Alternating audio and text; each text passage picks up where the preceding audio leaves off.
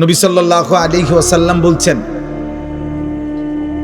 মান নাযারা ইলা মাহাসিনি ইমরাআতিন আজনাবিয়্যা সুব্বা ফি আইনাইহিল আনিক ইয়াউমাল কিয়ামা। নাউযুবিল্লাহ। নবীজি বলেন,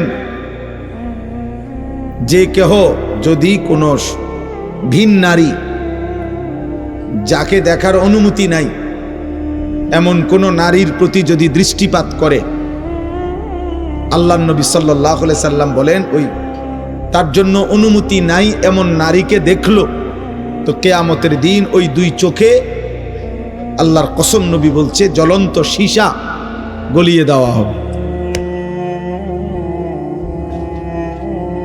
জ্বলন্ত সীসা গলিয়ে দেওয়া হবে।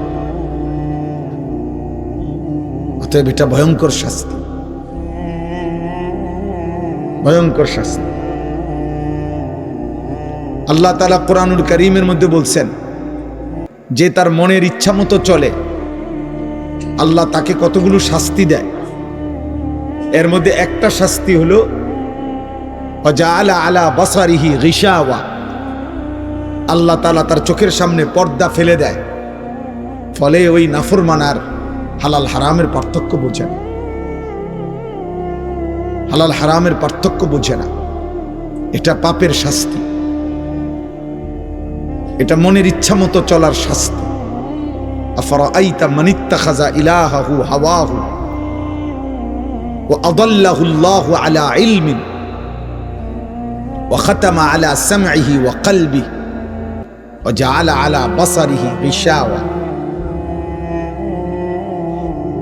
এখানে দেশ বিখ্যাত হাফেজ কোরআনরা বসে আছে পিছনে, আপনারা জানেন না,